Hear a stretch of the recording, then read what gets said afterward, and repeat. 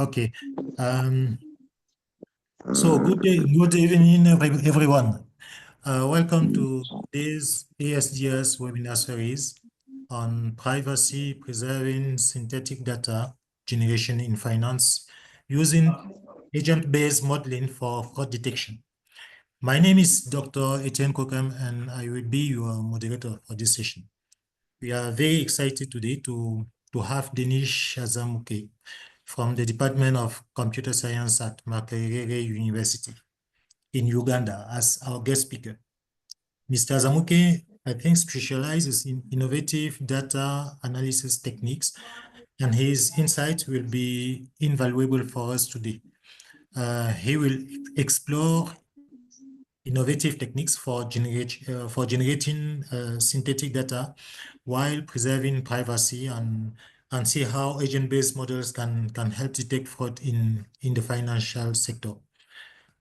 Please, before we start, remember to mute your microphones during the presentation and type your questions in the chat box. We will have a dedicated question and answer session at the end where you can ask your questions directly. So, Denish, you have the floor. Thanks for the introduction, and I'm so excited to present this work in this forum. And this is my outline for this talk. So I will give some motivation, talk about synthetic data, which is just artificial data, and then how do we preserve privacy, agent-based modeling, and then I will also talk about financial fraud detection, and then there will be conclusions. So as you can see in this picture, there is a gentleman here, a mobile money agent in Accra, that's in Ghana. And basically our work is around mobile money. There is a rampant fraud in mobile money, and this is because of ever-changing fraud tactics in the financial ecosystem. So mobile money is sort of a huge financial ecosystem in the African region, and the existing data sets are sort of sensitive and also unlabeled. Thus, they can't be used for continuous research, especially in academia. So one opportunity in this dimension is to use synthetic data. So synthetic data is artificial data. How this comes into play is usually when you do a transaction on mobile money, for example, you make a deposit, and your interaction with the mobile money system leaves a trace, and that trace is now what we call data. So the idea here is, can we try to maybe replicate that kind of process? And it is out of the process that we get synthetic data, which is artificial data. And then we apply machine learning models to this kind of data, which is now labeled, and then sort of do high precision fraud detection. So there is really a financial data challenge in this space. The existing data sets, all naturally created data sets, are sensitive, protected, and this is also because of the laws. And then there's the limited diverse data. So if something is protected, cannot be available for research, you can hardly find diverse data for studies around mobile money, fraud detection, even measuring patterns of financial exclusion based on mobile money. And even the existing data sets that you are able to get, to find most times they are unlabeled. So which means this leads to stalled fintech innovation. And clearly from this image, you can see, if you look at this as a mobile money data, the real one, the rectangle block is sort of the data set. You realize usually you find there are very few fraudulent transactions as compared to the legitimate ones. So which means this kind of data is not really very useful for machine learning tasks. So there is really a class imbalance in the naturally existing data sets. So in the industry, we sort of did some collaborations with a number of financial institutions. These are some of the notable challenges also in the industrial perspective. Historical data that is available in the financial institution is sort of not rich enough to develop better financial crime controls. Especially usually what happens that there are what we call evolving fraud scenarios that are not yet captured, but they are just like the state of, getting into this kind of ecosystem. So it is very hard to sort of detect those kind of scenarios, especially when you don't even have the data. And even the existing data set are sort of the privacy concerns, restricting access to personal data. And then that alone means the researchers like us in the academia cannot actually contribute to solving financial crime challenges. And also one challenge in the industry is sort of fraudsters are more adaptive than the financial institutions in terms of the controls that are put in place. So it means if you work in that kind of infrastructure, in that kind of setting, the race is extremely unfair and there are not enough diverse scenarios or categorized fraud. So it means there is like the intelligence data on fraud scenarios. This is not really diverse and categorized, especially to aid fraud detection. And also existing controls or mechanisms tend to pose, high false positives. So false positives is a scenario where the bank or the mobile money company sort of calls you, that you have been accused of fraud and yet actually you are not, and that inconveniences the clients. So these are some of the notable industrial challenges. So the question is, how do we put all this together with the computational challenges like class imbalance, also the difficulty in actually detecting financial fraud, especially the evolving ones together, and then have like a solution. So one thing we looked at was, for example, surgeons use medical simulators to practice surgical procedures. This is very evident. And also pilots train in flight simulators to master their flight routes and procedures. So which means, can we have really a simulator for mobile money, something that is privacy preserving? Remember, there is the aspect of privacy. If this data is available, how sure are you that the people's information is going to be exposed? So can we have a privacy preserving multi-agent based simulator that is tailored to mobile money for fraud detection? So that is the solution we sort of looked at. And this has potential for addressing almost all the challenges I've presented, including the industrial challenges that are raised here. So, of course, there are various ways to do synthetic data generation in finance. There are common approaches, especially things to do with the generative adversarial networks. City guns have capabilities in doing this kind of work.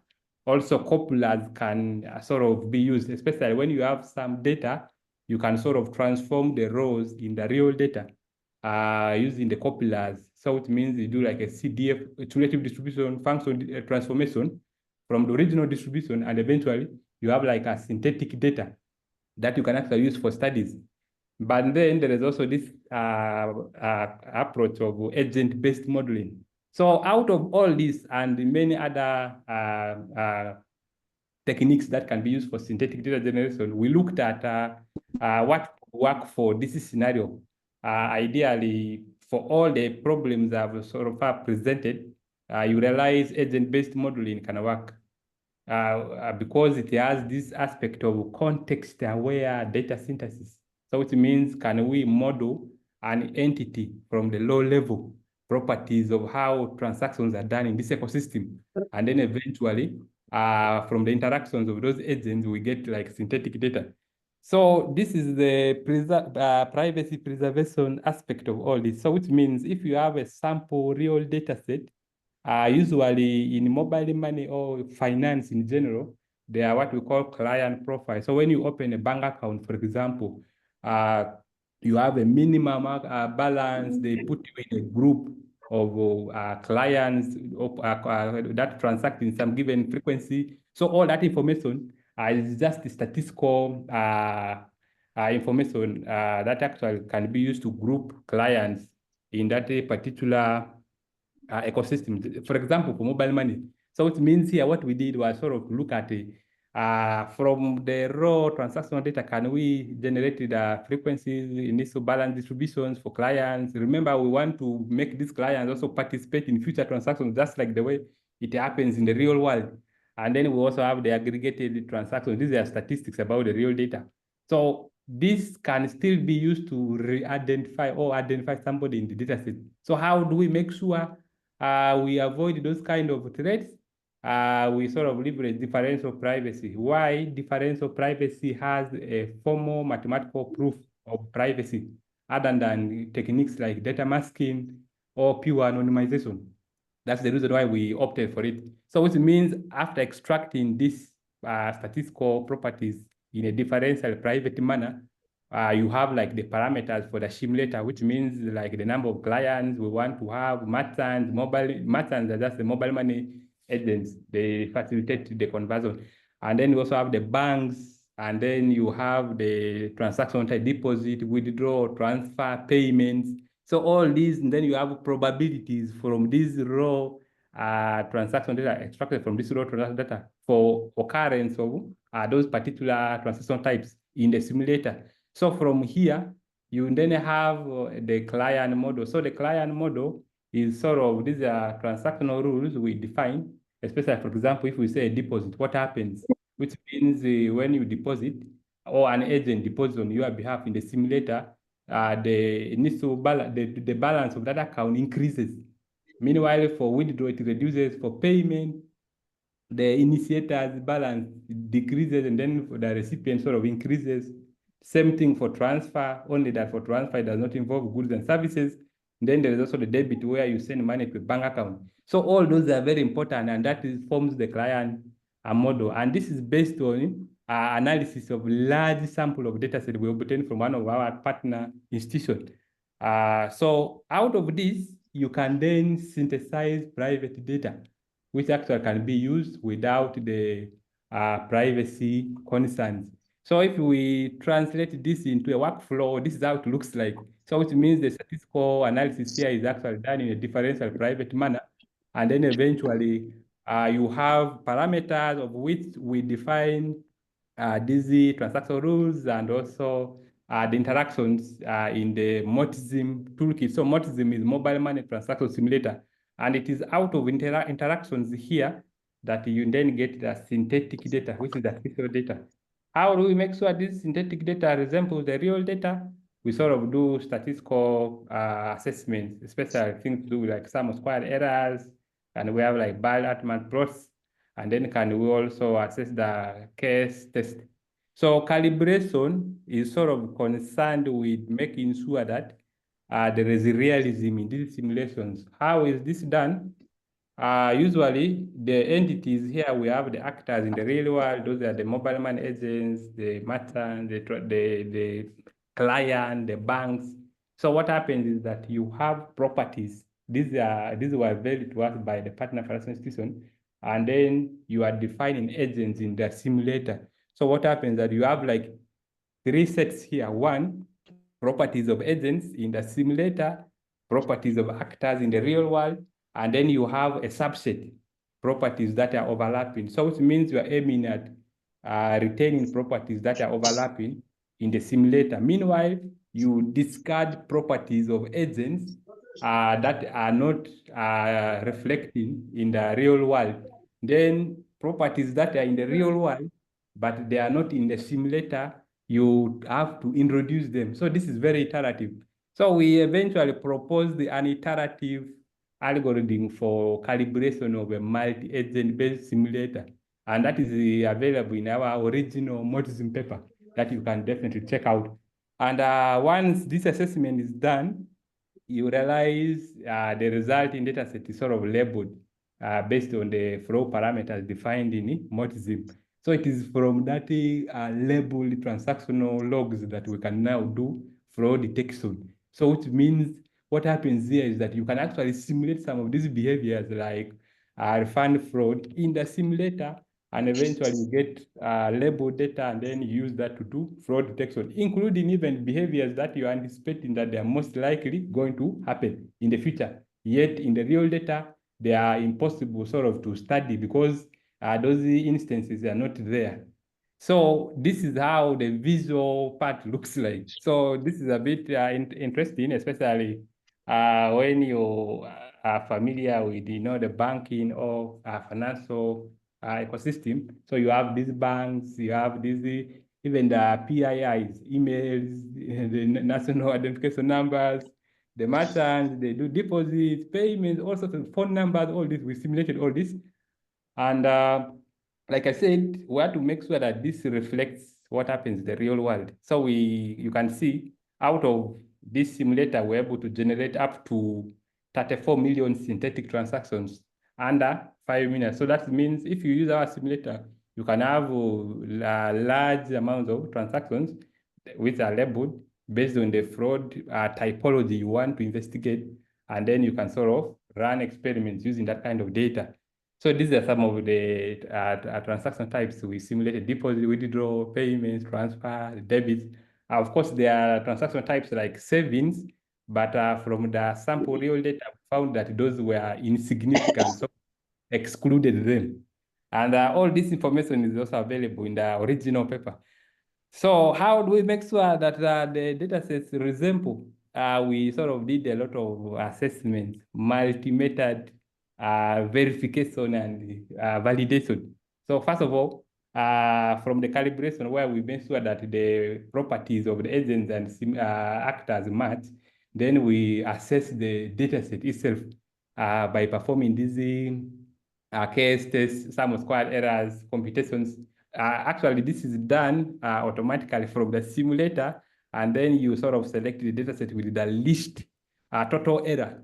And eventually you can do these Bell-Altman plots. So clearly you can see from this video that if you look at like the count of transactions for the real and the simulated data, and also the total transaction values, and also the average values, you can see that the shapes sort of overlap, and there are some slight variations in the peak densities and also the tails. This is okay, given that we wouldn't want the synthetic data to be mapped back to real data. So that is the one thing that is crucial here. And basically, we also looked at like the seasonality in this data. Usually when people get income at the start of the month, you realize there is a lot of activity. That is also in the real data, and we have to make sure this is reflected in the simulated data. So in the simulator, we have what we call a step. A step is just a mapping of time. One step is the equivalent of 1 hour. So this is up to like 720 steps. So if you do a conversion, it means this is for a 1 month activity in the simulator. And the pattern, the trends here, they are similar. So that is one thing we assessed. And of course, there are very many other assessments we did, which are not here on the slide, but they are in the original Mautism paper that you can sort of check out. So out of this, what are some of the common fraud detection approaches that we like in the literature, and also how do we enhance those mechanisms? So one thing we looked at was we found rule-based approaches have been used, where you just set a rule and then you flag transactions based on the rule. There's also where you look at the risk exposure of a transaction, and then there is alert-based machine learning. So what we have done is try to improve these and have like a new approach, which is a simulation-based. So it means a scenario where you even don't have data. You can sort of simulate a fraudulent behavior and then study what is yet to happen. So that is very critical, especially in the financial sector. So our approach is sort of, can we move from the documented fraud typologies to even anticipated fraud scenarios? So we call it something sort of like financial crime vaccines, because we're starting from the problem, just like the way I think we're familiar with this, especially with the COVID, where they had to like formulate a vaccine out of vaccine. How this happens is like you have the real problem, the disease, and then you sort of model it to get a vaccine that can be used to sort of, vaccinate people. So basically that is what happened. So it means what we looked at was from these fraud typologies we obtained from the industry, can we model in the simulator and then enrich the synthetic data we did, and then use that data to do financial fraud detection. So why simulation-based fraud detection? Because it allows experimentation with the scenarios in the And also it allows you to mitigate the high class imbalance challenge in natural occurring data sets. So it means what happens here is that you have a universe of detectable financial crime, for example, here. But you see, there are scenarios or typologies that you know very well. Meanwhile, there are those that you don't know. They're known by others. So it means if you have all this together in an intelligence report, including even those future criminal threats that you are just suspecting, can you try to investigate this in a simulation environment and then eventually build a classifier that can actually detect those scenarios? So that is the whole idea here, something like you are preparing for the future as well. So what did we do? We simulated account takeover fraud. These are in form of SIM swap, lost credentials, refund fraud, also fake credentials where people use, the fraudsters use the NIN numbers or national identification numbers for other people, and or even they create fake ones. They connive and create fake ones, then they use that to launder or do financial fraud in the platform. So because you have a simulator, you have a full control, you can control the parameters, then you can sort of define agents to behave fraudulently based on calculated probabilities and also properties of interactions in the real world. Similarly, you can have phone numbers, emails that have been shared to sort of do this kind of transaction. And eventually we classified these transactions using these models like logistic regression as a baseline, decision trees, random forest, XGBoost and KNN, and various evaluation metrics were used here: precision recall, F1 score, MCC, and then the area under curve. So we did all this, but one key thing here is, if you look at our classification report, just from the Bodo performance metrics, we can extrapolate, calculate the cost of fraud as like a basis to make a decision on which classifier to use, especially in a production environment. So this is extremely important because you realize here, some of the metrics, like the models have performed well, but then the cost implication is very critical. So for example, a manager or a service provider might be interested in which classifier actually is reporting high false positives. Matt says the performance here is good. So you realize, you see here, random forest sort of has 19 false positives. So these are flags where the individuals involved were not actually fraudsters, but the classifier sort of flagged them. So which means somebody would go for random forest as opposed to logistic regression, because logistic regression here has like 15,000 false positives. So it means if you translate this to what happens in the real world, it means the security team at the bank has to investigate all this, yet random forest was able to minimize this. So this is a bit interesting, and you can attach the values to these classifications. So these are in billions of virtual units for the synthetic data. And this is the ROC curve. So in conclusion, we successfully sort of demonstrated the application of Mortism for the synthesis of mobile money transactions that actually resemble real data, because we had a multi-method validation for this, including the realism of how agents behave in the simulator in comparison with actors in the real world. That led to the formulation of the calibration algorithm I talked about. So the degree to which the synthetic data generation actually resemble real data was actually assessed using these methods. And also the results from our fraud classification experiments provide valuable insights really to service providers, even researchers, and also people who sort of participate in fine-tuning the fraud controls. So in other words, if you sort of have all the other approaches, you can actually combine those with this, and then you see how to like avail a fraud control that could maybe minimize the losses caused by a given fraud scenario or typology. As of today, Multisim can be used for studying anticipated fraudulent behaviors or emerging scenarios in the real ecosystem.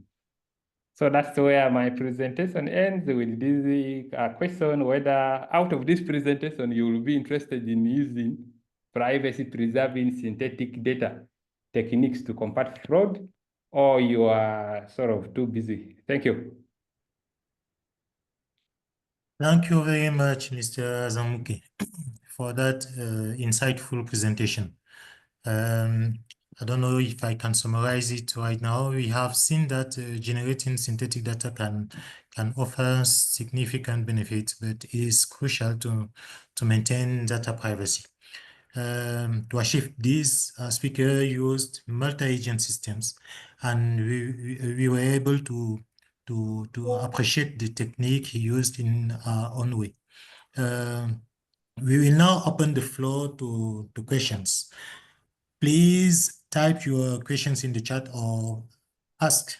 You have the floor, and I will read them aloud for those who write it, or Mr. Azamuke to answer.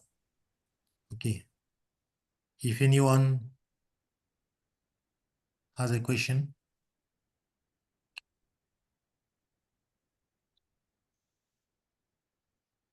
Hello? Do you understand me, please? Yes, we hear you. Okay. Yeah, they can also put questions in the chat. Will be Okay. If anyone wants to ask a question orally, there is no problem. Maybe should I ask the first question? Let's go ahead. On data confidentiality, how does the generation of synthetic data preserve the confidentiality of financial data itself? In other words, what are the main techniques you use to ensure that synthetic data does not compromise individual privacy? All right, thanks for that question. Yeah, so one thing we looked at, especially when it comes to the privacy preservation, where like some of the existing techniques, things like data masking, anonymization, differential privacy. But then from our pipeline, clearly you can see that we had to calculate statistics about clients from the real data, which means those are statistics about real people. So differential privacy sort of allows you to have statistics from real data with privacy guarantees. How do we do this? You define a privacy budget, which is the epsilon. And if you have like a lower value, because it has a mathematical proof to this privacy, if you have a lower value, so you're going to achieve a higher privacy. In other words, one attack would be from the statistics. Can somebody map this to any other available data? Maybe there is some data on hospital visits. Can somebody map this to identify you in the synthetic data? So usually, if you sort of define a strict privacy budget using differential privacy, what happens is that the utility of the data set gets affected. So one thing we looked at was to establish a balance between utility and privacy. Differential privacy is sort of like the standard, because you can formally tell that you have this level of privacy in the synthetic data. And one other investigation we did was, having done all this, we did like a number of experiments to assess data leakage. So it means you define like the attacks, and then you also do financial fraud classification, and then eventually make sure that whatever data you are releasing can actually be used for a study. And I think currently there is actually a tech sprint we are running in West Africa, interestingly. And that tech sprint is based on our data to sort of do this kind of study. And the outcome of that is supposed to be, is there any member identification arising from exposure from this data we have given out, even though we did our privacy preservation using differential privacy. So in short, I would recommend differential privacy as really a standard for, privacy preservation, especially in these tabular data sets like financial data set. And we have successfully done that. Thanks. Okay. Okay, another question, please.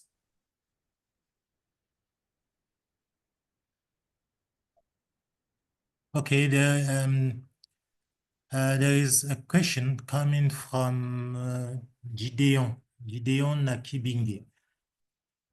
How did you handle data imbalance and which type of fraud did you focus on?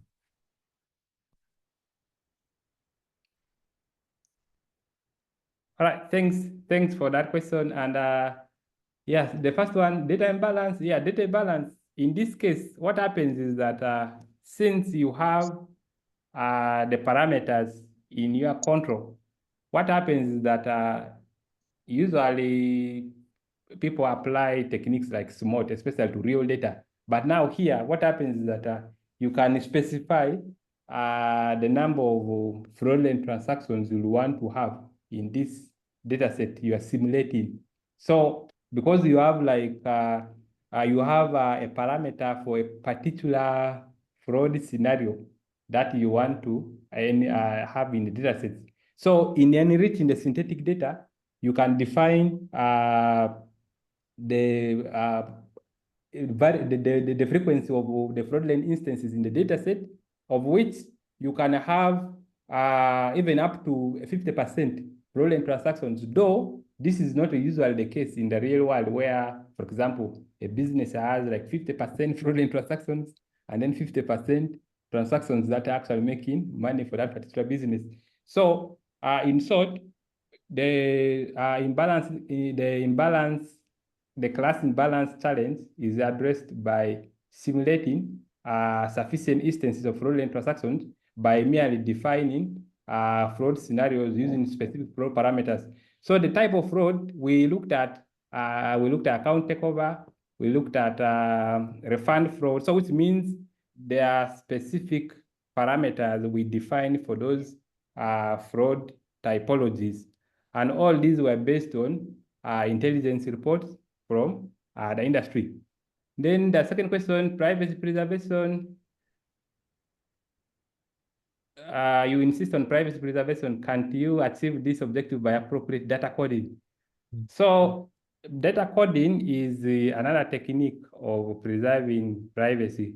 The challenge with it is informal. So you cannot mathematically quantify the level of privacy in the dataset.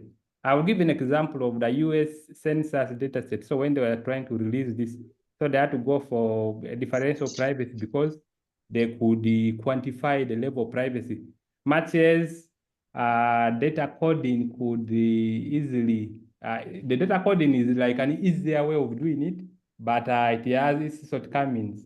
If you apply various attacks to this data, most likely you might end up with the leakages. And usually what happens is that you need to have like a formal evidence, like something that you can quantify.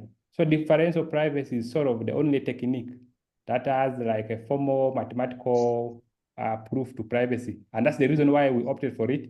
It is widely used. Products like Google Trends sort of use differential privacy, and also various governments sort of use differential privacy when they're releasing census data, especially the US government and very many other governments. Thanks.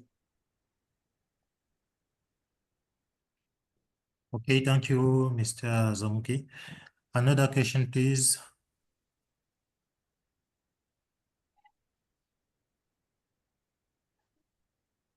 Are there specific regulatory factors that needs to be addressed when applying synthetic data in various financial domains?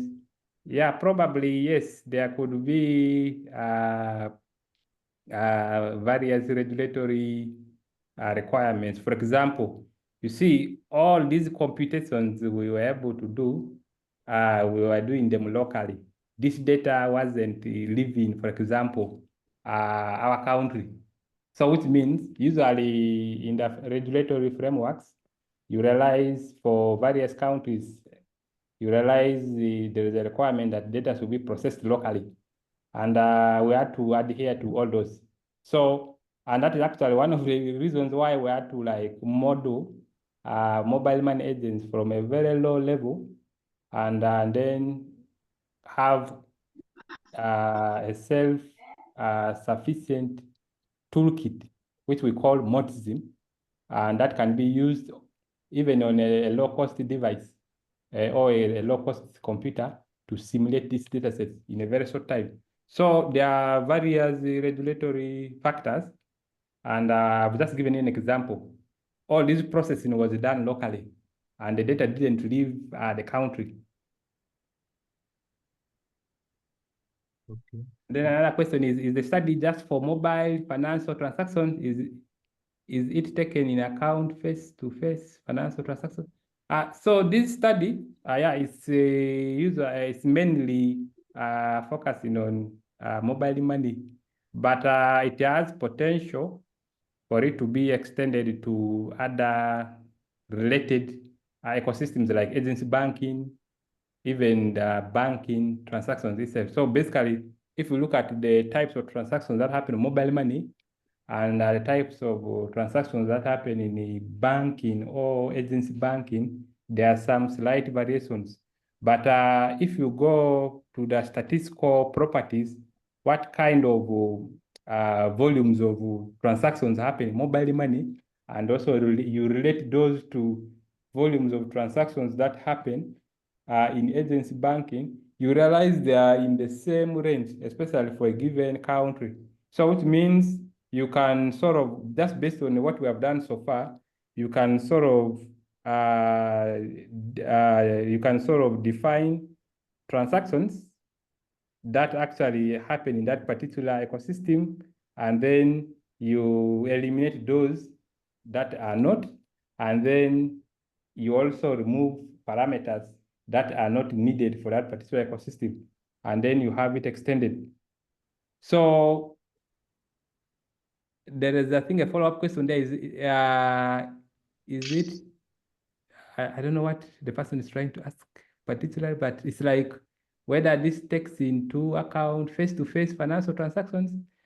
So I don't know whether this person is trying to say, it's like, is it more of the agent walking into an entity and then make a deposit? So what happens is that, you see, when you just have a phone and then you initiate a transaction, so what is written in the financial system is the record of that you did a deposit.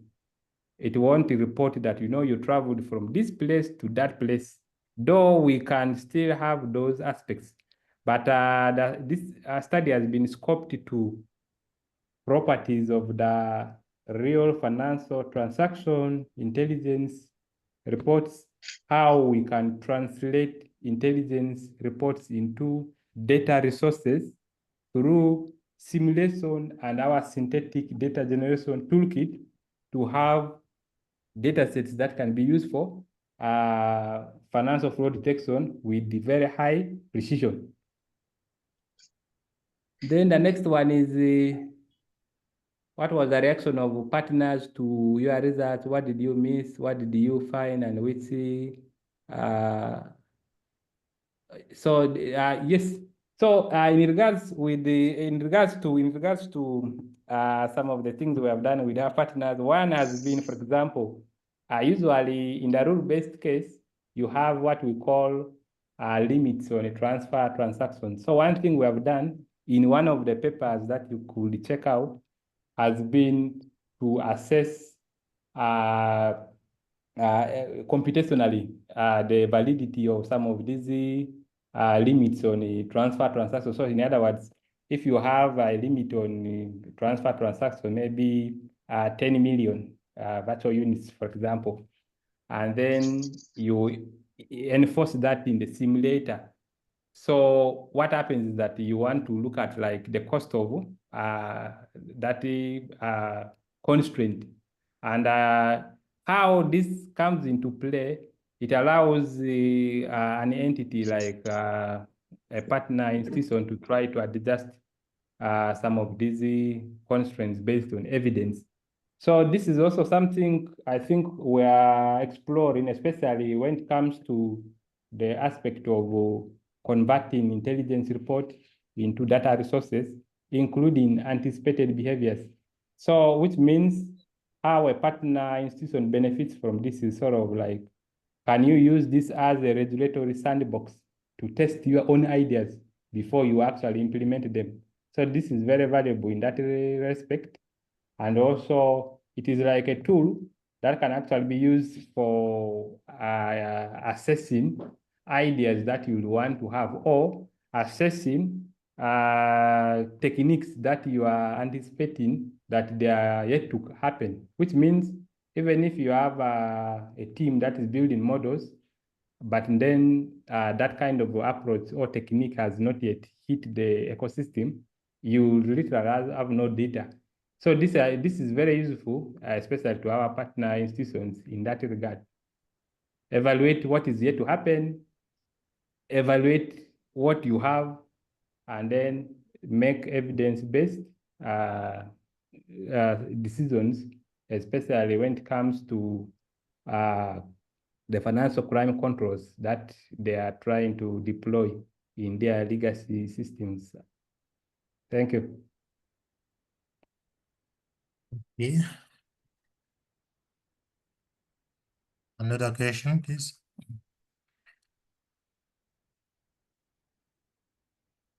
So I think on the chart, yeah, that's like the last one. The last one, yes.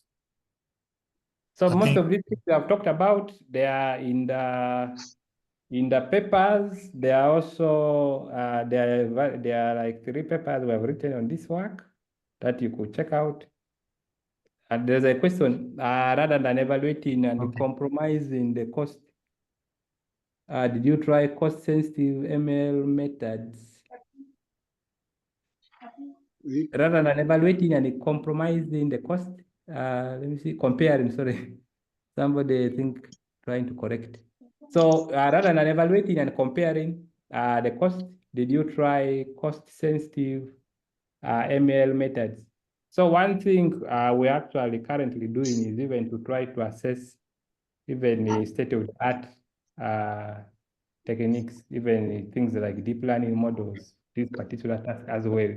So I think this is one of the ongoing work we're doing currently, and we'll be glad to share some of those findings with you as well in future presentations or future discussions. Thank you. Yeah.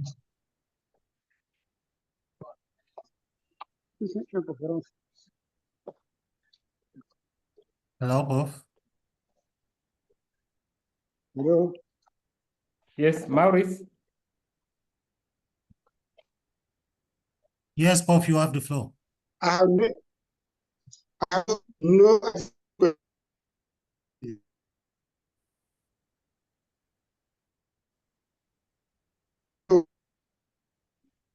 It seems it's breaking. We are unable to hear you clearly.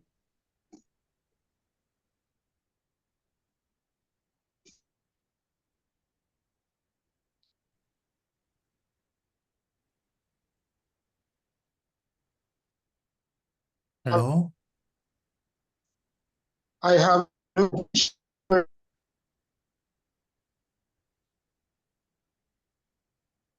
It seems your Professor Chente is experiencing some technical difficulties.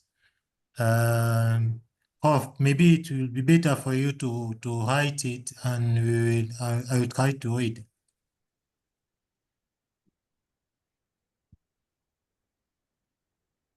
We are not on this. Hello? Hello? Hello? Yes, Prof.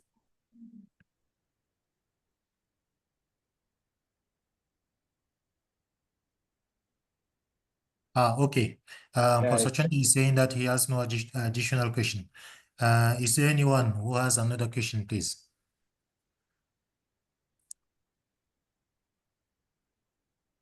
If not,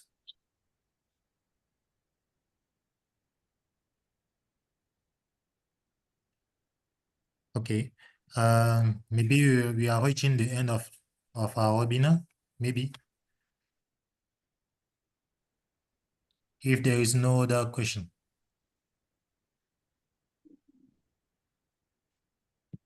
Can we conclude?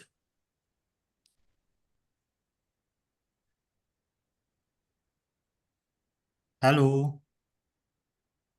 Hello, yes, we're able to hear you. Okay. Yeah. Since there is no other question, I think that we are reaching the end of our webinar. I would like to thank you again, Mr. Zamuke, for your valuable contribution and to you, all the participants, for your engagement. For those who wish to delve deeper into the topic, I think it's better. Is it possible to share the presentation you did today, Mr. Zamuke? Yes, I can share the presentation. Okay. For those who would like to delve deeper into the topic, they are encouraged to, we encourage them to follow, to access the resource that you will share. Okay, I think it's all. Professor Gente is congratulating you for this wonderful presentation. Thanks. Yeah. So see you soon at our next webinar. Thank you, everyone. Thank you, Ernest. Bye. Thank you so much. Bye.